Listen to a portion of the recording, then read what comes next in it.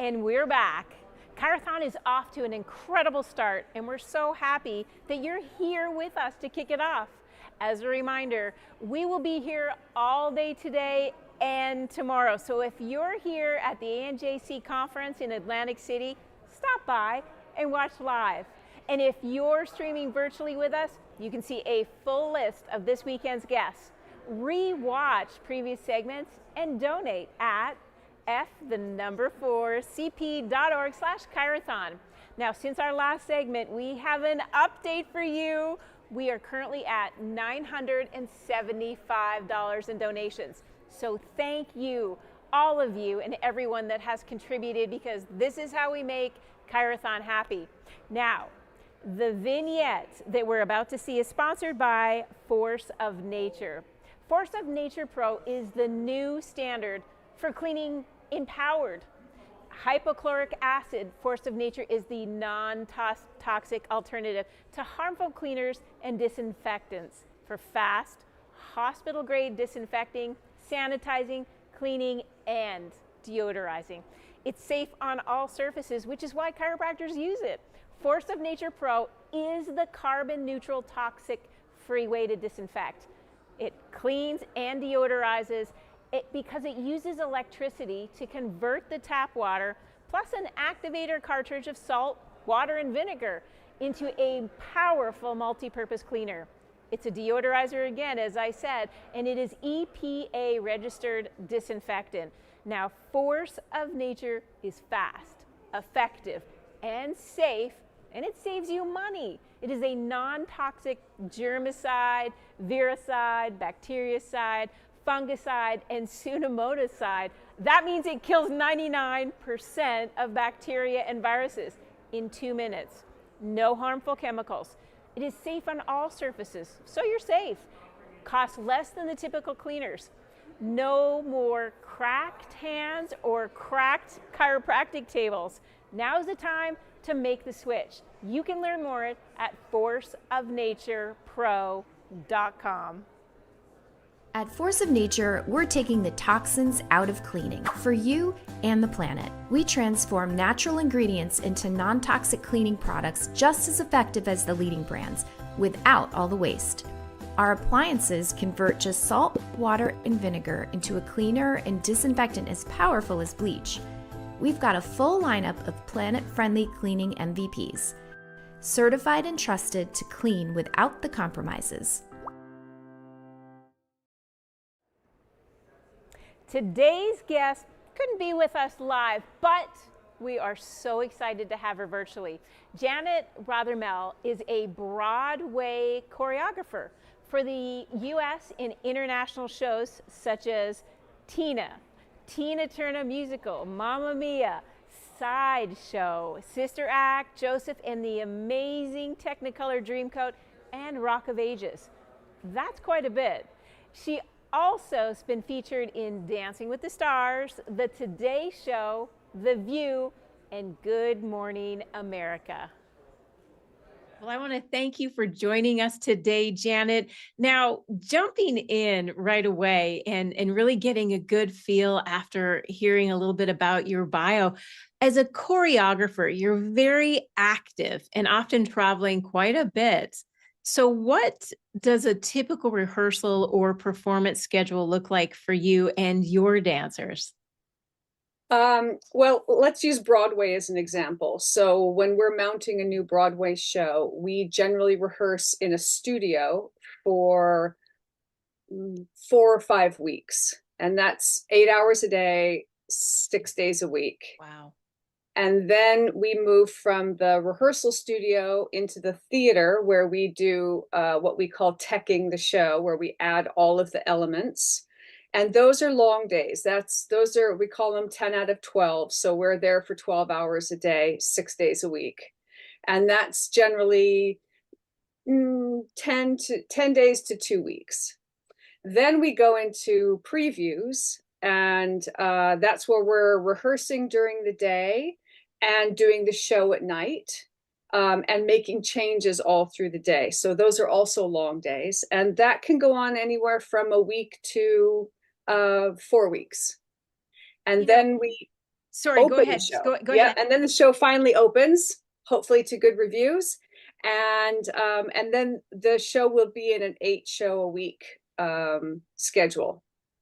And when those shows come, is it the same long hours, or do you give kind of a reprieve because you have the shows at night? How does your day look when the show is on?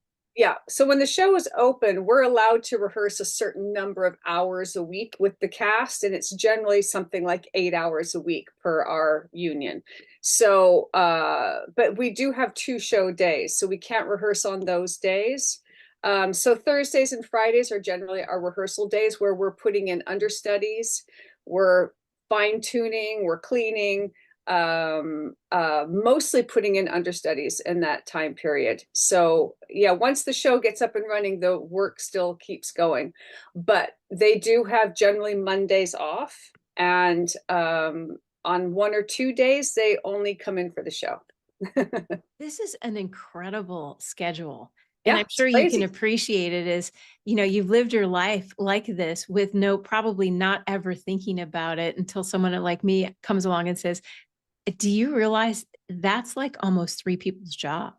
Like Yeah, when you think of the hours and the focus and the time, but most importantly, that physical element, right. it's extremely impressive. Yeah. Well, thank you. But yes, that's just what we do. And that's the best part. You're right.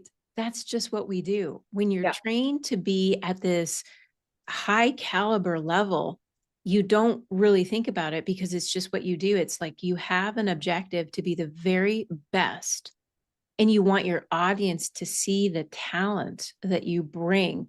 And that talent comes with commitment and passion and purpose.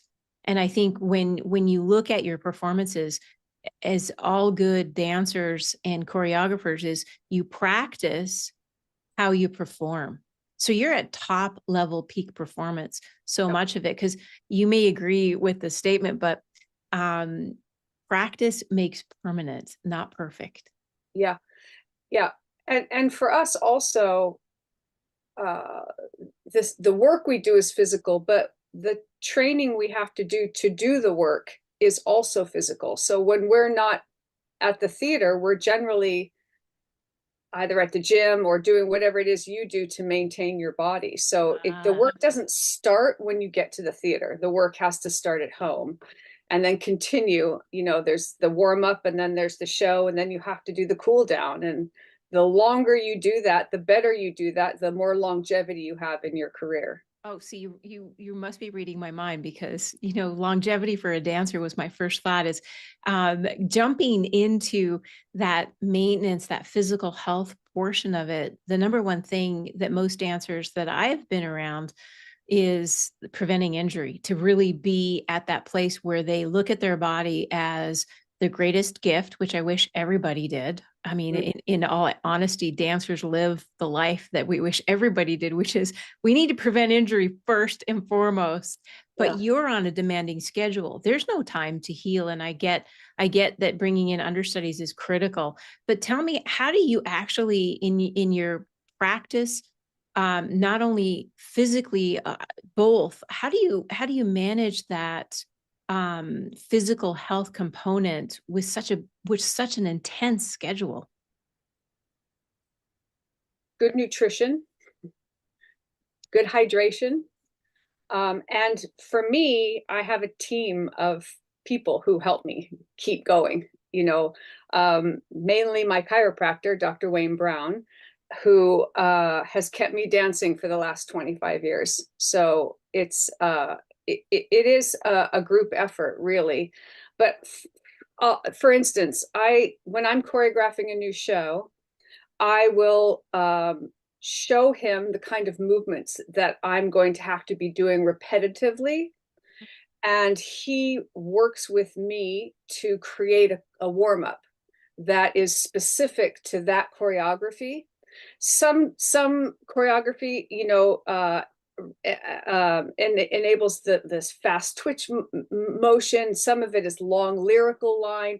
So it requires a different kind of warm up for whatever it is I'm choreographing.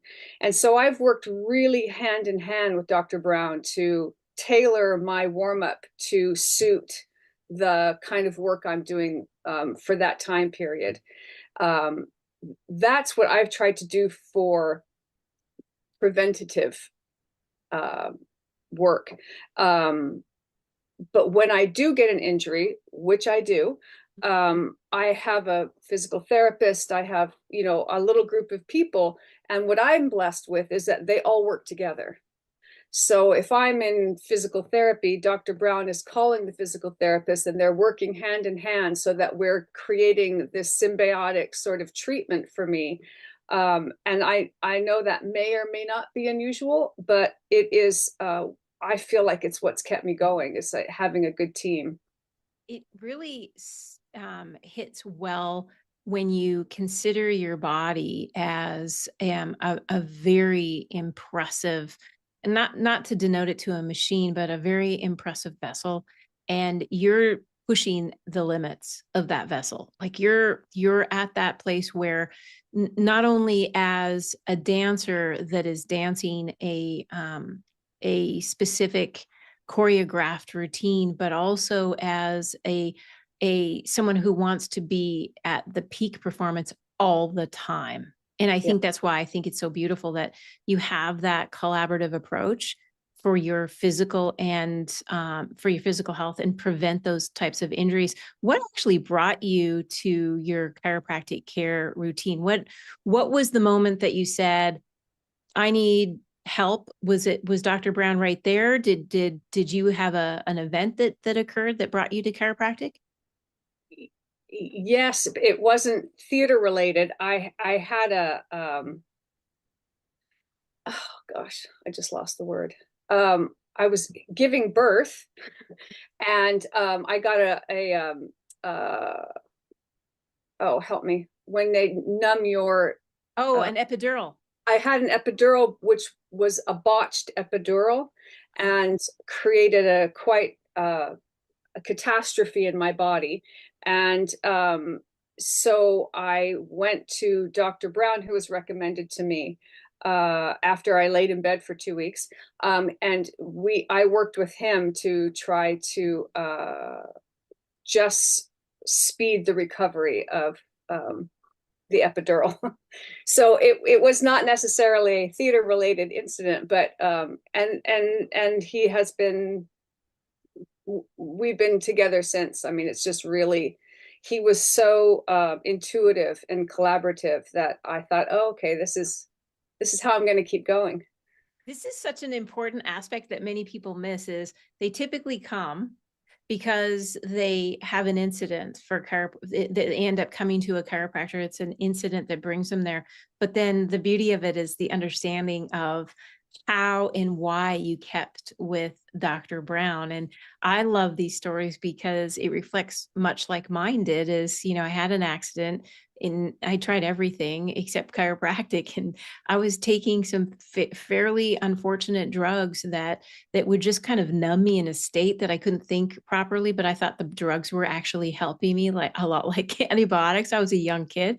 I didn't know. And that's one of the problems too, is when you're trying to be at peak performance, you really don't want to have anything that is going to be influencing you or your ability to do your job. And with you, this tight schedule and trying to be creative on top of that, that really becomes one of the impetus of being able to look at your body and say, and not only now have I appreciated what chiropractic brought into my life and the work of collaborative, but it kind of makes you recognize that the future shouldn't be, I'm just going to focus on it when it's painful, right? And if you could kind of walk us through how that recovery went, and then knowing that you're going to get back to your job and be creative. Yeah, I was under a bit of a time pressure with that one because I started work on Mamma Mia on Broadway 13 weeks after I had my daughter. So it was a quick, I needed help and I needed to, so, he not only helped speed the recovery from the epidural, but also tailored some exercises and things for me to having given birth to help, strengthen in order to start getting in 6 days a week, 8 hours a day into rehearsal. So I not only relied on him to help align my body again, but also to help me create tools to move forward.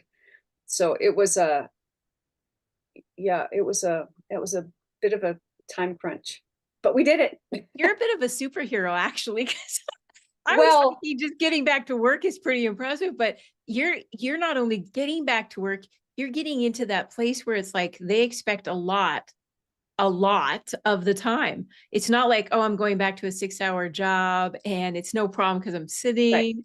But right. can you tell us at that time, in kind of diving into those are difficult times. Number one, you have a brand new baby. So mentally, there's for all the women out there that have had a baby, you know that the at least the next 3 months are mentally and physically challenging because you're trying to meet the need of another human and completely disregard your own. So, Yeah. so you have this double challenge.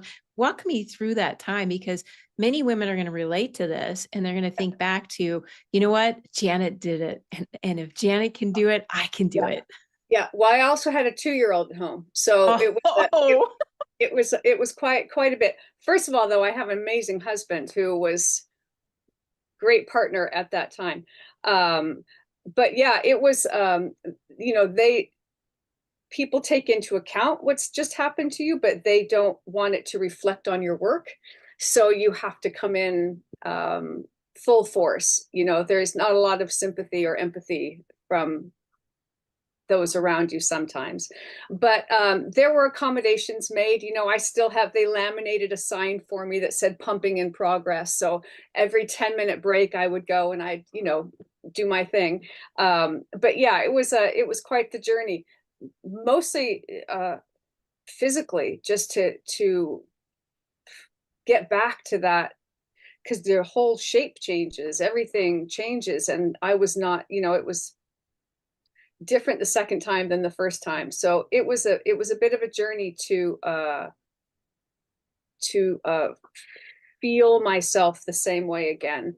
But it was very much helped by the people around me, Dr. Brown and etc. I'm grateful that you had an open mind too, because oftentimes there has been challenges in people's lives where they want to stick to traditional. This is the way traditionally we have dealt with these things. And now the future's changing where traditionally it's really trying a drug-free approach first, Mm-hmm. then moving towards a potentially utilizing if it's severe pain. We want to encourage people and never really, we never want to stigma because even like examples are, mental health is an opportunity for all of us to grow. And when you're physically and mentally being challenged, you want to be lifted up by the people that are supporting your health and your growth. And for you, your recovery not only had to be in a way that determined what you're doing during the day, that ergonomics, what's going to be expected of you, but also that you're looking forward to the future so that you can get your body back. Because you said it really beautifully. It's really about everything changes. And that's a beautiful thing for women is everything does change as we have our children and we move forward. And for the women that are going to be walking into potentially thinking about having a baby, open your mind and your heart to, number one, like you did, have a collaborative team. And number two, expect the best. And also, as we see, is when something comes that's a bit of a challenge, you can then have people around you to support you. It's kind of like the theme for the Marines is improvise, adapt, overcome, right? We have to be in that place to encourage our bodies to heal. Tell me a little bit about what, the chiropractic obviously played a role in your recovery and getting back to what you wanted to do. Share a little bit about what you put your body through just over the many years that you've been in this fantastic profession, but some of the things that really did kind of lift you up and realize I'm on the right track and I know my body can perform. Share a little bit about, because a lot of people don't realize how demanding this is. And I used to have a practice where we had football players and then we had ballerina dancers in, and the football players were in awe of the ballerinas. And I'm going to put it point blank, is those ballerinas were absolutely Yeah. epic in their strength and their stability. And oftentimes the mobility that they could cover a floor with the weight and grace, and they Mm, would shut the football players down. Is they would say, if I had that on the field, if I had what they had yeah. on the field in football, I'd be so Yeah. much better. So the football players actually worked harder because the ballerinas were in the same gym and showcasing their own personal strength. So share Yeah. with me some of the things you learned over time and a little bit of a reflection just being in this career. Yeah. That, there's a lot of the football teams do now take ballet classes. Isn't that Just, great? I yeah, love for that. the agility and for the speed and the strength, and yeah. I have tried many, many, many things over the years to supplement. I was a ballerina when I started, and I was about 18 when I left ballet and went into television and film and musical theater. The ballet portion of my life it's brutal. It's a real drain on the body. It's not only because we had to maintain a weight, the nutrition was not great, and it was a lot of coffee and Advil, and and dancing 8 hours a day. But you're somehow young and in the best shape of your life, even though you're not nutritionally sound. Over the years, though, I have, and you don't think about it when you're that old either. You just, I barely warmed up. I would just go and do my thing. But thankfully, I've gotten smarter as I've gone through my career, and now outside my theater life, I try to be as healthy to support what's happening. So I do, to counter some of the dancing I do, a lot of yoga, a lot of stretching. I stretch every night when I sit in front of the television. I'm always stretching. I do a lot of weightlifting now. I do a lot of things that are different to the dance so that there can be a balance, because if it's only one thing, it's like that repetition. Part of the warm-ups I teach to people is, if you do something repetitively on one side on stage 8 shows a week, for your warm-up, do it on the other side, so that there's balance happening. And often we're dancing on a raked stage, which is higher at the back of the stage and lower at the front of the stage. And you can only imagine what that angle does to your body. So I do a lot of things to counter that discrepancy. And, the shoes that we wear are not a podiatrist's friend. So Right. we do a lot of things to try and keep the mobility in our feet. And a lot of us who are ballerinas have really wrecked feet from 20 years in toe shoes. So there's a lot going against you. But I always feel like, with all that we've done right for our bodies, hopefully it's going to balance with all that we've done hard on our bodies. So it is definitely. But I run, and my friends all run the gamut on things that we do outside of dance. I try to walk a lot. I try to do things to keep myself in balance. I love that word because I think balance is a beautiful way to look at when we do, it's like eating, right? Balance of eating. You can't never have cake in your life. It's just not, it's not practical. Most people, they have a birthday, an anniversary, a celebration. It's okay to understand that our balance in life is we can enjoy some of those sweet things in life, no pun intended, but we also have to reflect on the hard work that we have to put our body through to get to that place where you become the best in class. And I think, Janet, that's one of the things that, with your history and your creativity, it's pushed you to be the very best in the world, in your profession, and having those experiences where you recognize that balance, aka yes, we need to do the opposite of what we're constantly doing. I reflect back on a world-class swimmer that I had in my practice in chiropractic. I said to them, do you breathe unilaterally when you compete? And absolutely. Like it's 3-stroke breathe, and it's always the same level. I said, well, the reason why your rotator cuff on that side is so tight is because you're lifting your head repetitively. So getting them back in, the coach was actually the one that was the problem. I'm going to be point blank. Because when I said, when you go back in, I want you to do the warm-ups to the opposite breathing. And the swimmer's like, wow, you're messing things. You're really messing with me now. And I said, just try it. Yeah. See how it goes. And the coach pulled him out and said, whoa, whoa, whoa, what's happening here? So, well, I went to my chiropractor, eyes rolled, and they said that I should be trying to breathe in the warm up on the opposite side. And he said, and who's the coach? And sent him back in to do the same thing over and over again. 2 days later, the coach called me and said, I thought for the last 48 hours about what you're trying to do. And first I was it was my ego taking over, because I thought maybe you were thinking you were better than me. But then I recognized something, and I'm coming to you with a thankful heart, is that what you said makes perfect sense. That I'm actually destroying my athlete by putting them through these drills as hard and as fast as they're going through in this unilateral motion.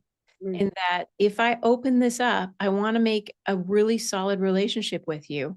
That if I send someone over, you stay in your lane, no pun intended, and I'll stay in mine in the swimming pool, so that you and I can work together to make a better athlete. And Janet, that's what I'm hearing from you, because you learned through ballet balance, literally on your toes, but then you took the balance physically and mentally into the next level, which is watching the people that you're choreographing do what you know is sound and just, and knowing that the stage has that slant, and knowing that their warm-ups are going to be turning to the left, to the left, to the left.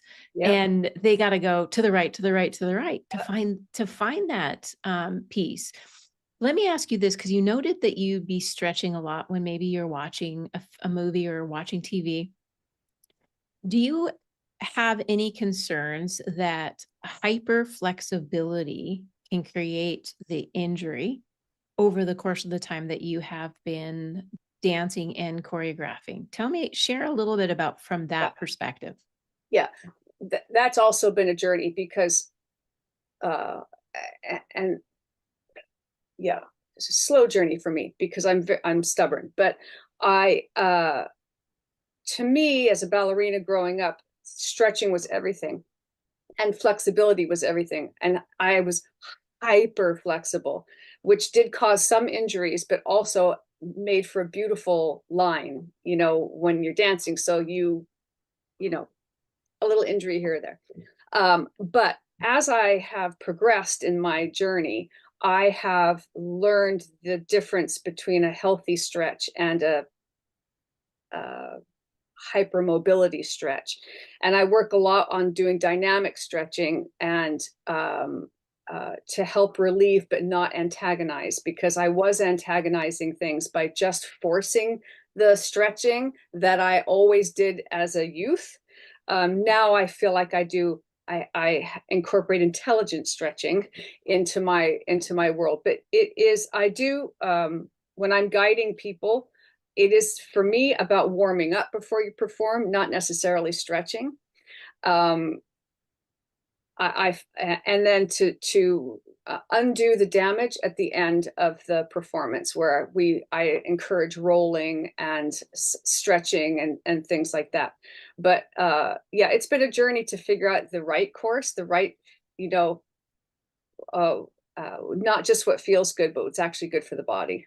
It's fascinating, because my best friend, still my best friend since I think we high to a grasshopper, 2 or 3 or 4, is a dancer, and she's also a dance instructor now, Tara, and she's like the rock to the girls, to bring them to a place where they need to really reflect on their body capability.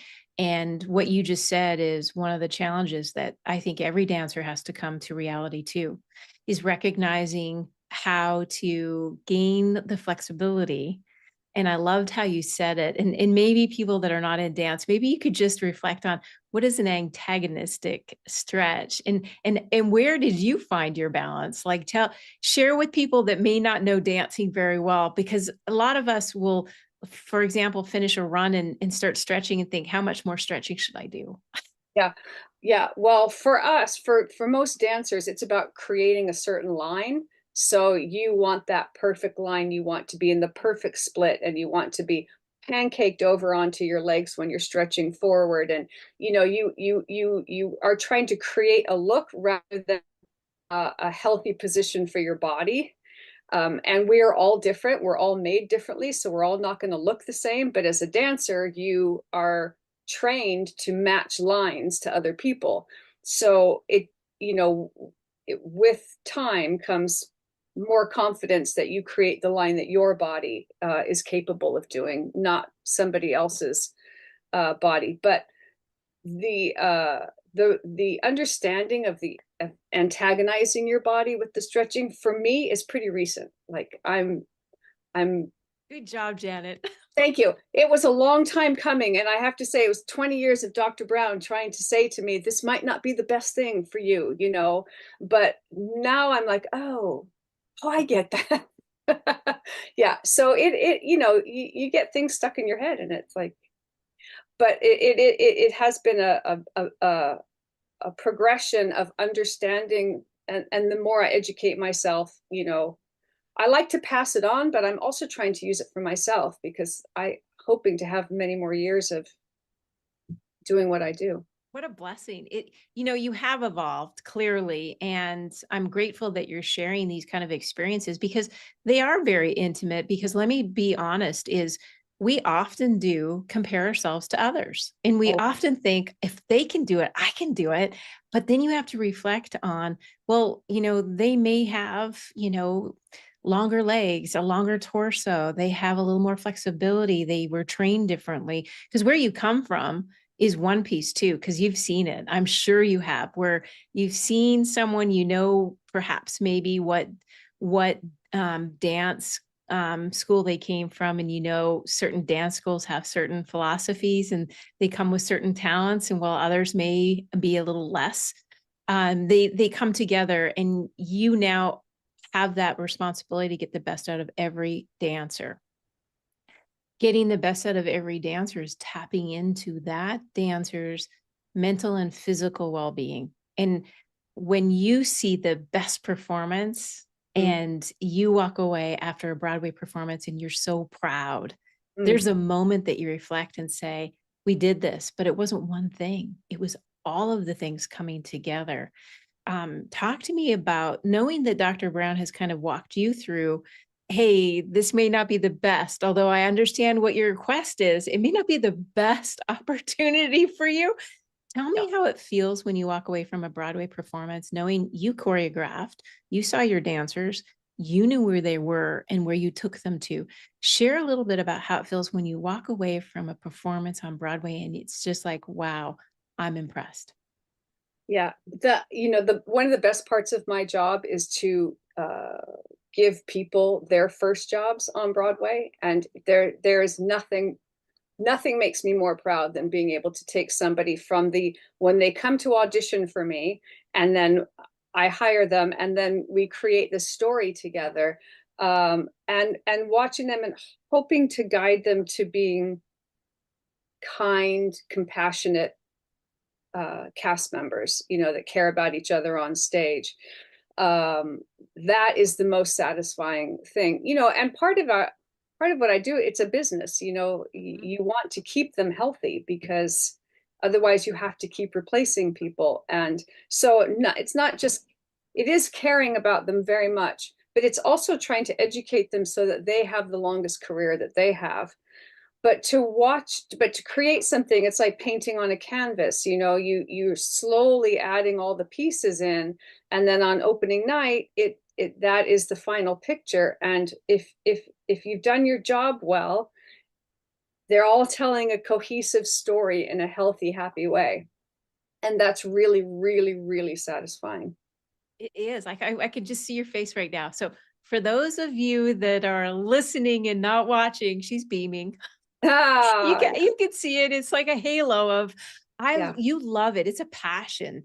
yeah. And as I take that chiropractic piece and we explore that movement and relative respect for the body, knowing that prevention is key. How do you help a dancer that you know is struggling?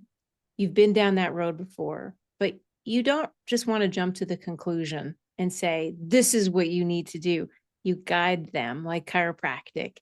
Has there been any information or wisdom that your chiropractor gave you that helped your dancers be better that you can think of over the time? I'm forever passing on things that he says to me. I am forever passing them on to other people, you know, under the guise of, you know, I'm not a doctor, but you know, there's so many pearls of wisdom that I have been blessed to take away from him that I can pass on to other people. Just about, you know, he's never asked me to rest because he knows that's not That's part of not in what your DNA. that's not what I do. Nope. So he works with me as someone who won't do that, you know, and so there's an understanding between us. Like I can't just take 2 weeks off, you know, I don't sit behind a desk. So it is um uh he always has, you know, it's the ice, it's the heat, it's the stretching, it's the this, here's little exercises to do here, you know, the body blade. I love that now. I use it all the time. You know, there's just all kinds of little tools. And part of the joy of getting those things from him is being able to offer it to other people in ways that it has helped me. That's how I pass it on to them, you know. But yeah, it's definitely a give and take of information.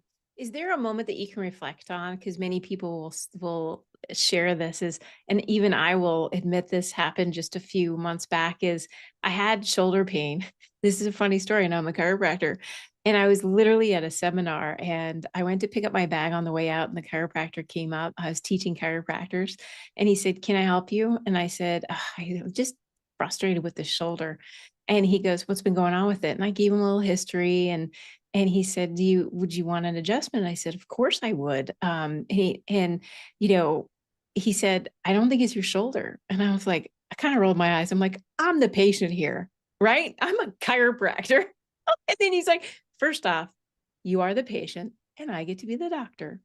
And I'm going to tell you that it's your neck that's causing the problem." I'm like, "Oh, no, no, no, no, no, no, no, no. It's the shoulder. I Yeah. can lift the luggage into the bin and my shoulder hurts." And he's like, "I'm going to adjust your neck and then you tell me how you feel." So I laughed and he adjusted my neck, and I'm thinking I am an idiot. My neck was the problem and my shoulder was the pain. And here we are today. Yeah, I'm always fascinated by that. In fact, I'm currently going through a thing where I have pain in my heel, Mhm. and it's coming from my lower back. You know, so it's always boggles my mind that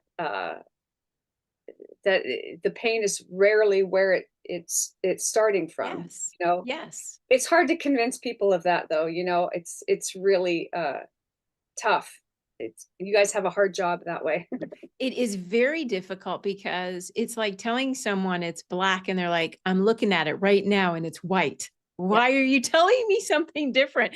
And even as a chiropractor, where I knew it's like, no, my activities of daily living are impacted when I lift.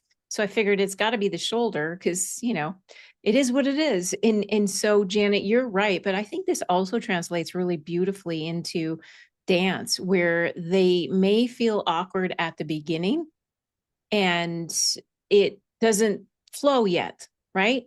You watch your dancer grow through the flow, and they only get better. Like it reminds me of that famous quote, you only grow through what you go through, which is why I had to have that epiphany that, you know what, as a patient I can't be diagnosing myself.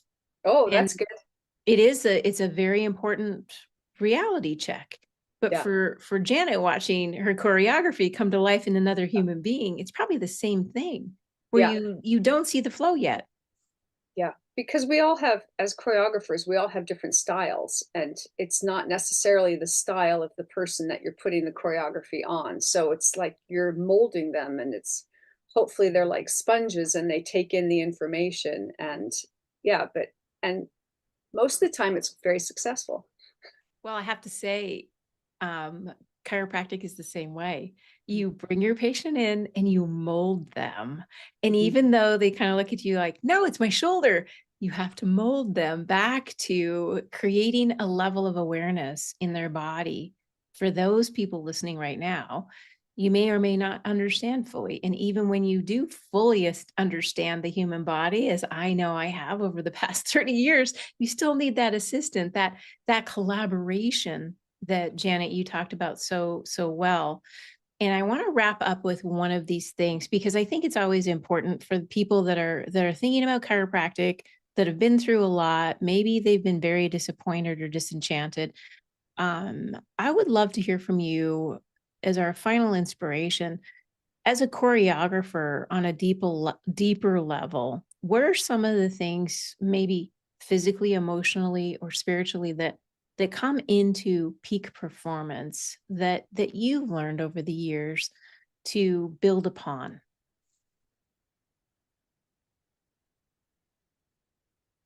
For me, when I set out to choreograph something, it is definitely a blank slate. And the guidance is always the music and the story that you have to tell. But the actual steps are secondary to the emotion that the music brings. So for me, it's about listening. I sit and listen for a long time before I do anything, and you'll feel that when it's right. And it's about filling that space with the interpretation of the music. And I don't do a lot of concert work. I mostly just do musical theater and film. And so all of those are story driven. There's so every movement has an interpretation either of the story or of the music. So it's a building block. It's very much about one layer after the next. And sometimes it comes very quickly, and sometimes it does not. That is really beautiful. In an inspirational way, it's really exactly how the body responds to the environment too. First, you have to pay attention. You have to have the experience and the feeling of what's happening around you. Then you can start to build and create and become the very best you that you can be, knowing that there are other people out there that feel the music and see the vision, like a choreographer like yourself.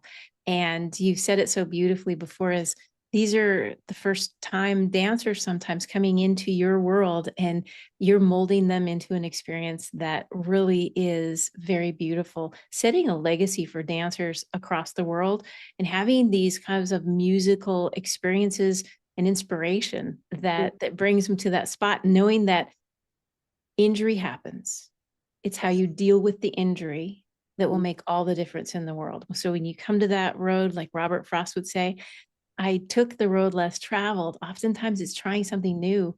Like you said, get out there and roll after a beautiful outcome. The performance is only half the piece. It's the recovery that makes everything right. Yeah, it's the lead up and it's the cool down afterwards. It's really key. Well, I hope to see one of your fantastic musicals Oh, and at thank some you. point. So I'm going to keep a close eye on you, Janet. I Thank you appreciate so much for sharing your it. time, your wisdom, and obviously your talent, because there is very few like you that are making such an impact in the world. And we all need to have these moments of reflection that make us better and stronger and creative, because I think the world is a better place when we come together and we share. So in our greatest appreciation, thank you so much for coming on ChiroThon and being that person that sees things a little differently and brings in and boldly goes where many have not gone before.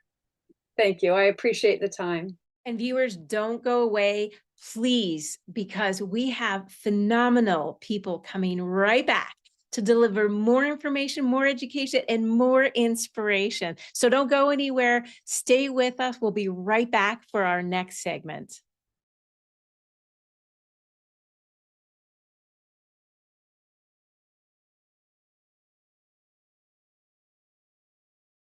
At Force of Nature, we're taking the toxins out of cleaning for you and the planet. We transform natural ingredients into non-toxic cleaning products just as effective as the leading brands, without all the waste. Our appliances convert just salt, water, and vinegar into a cleaner and disinfectant as powerful as bleach. We've got a full lineup of planet-friendly cleaning MVPs, certified and trusted to clean without the compromises.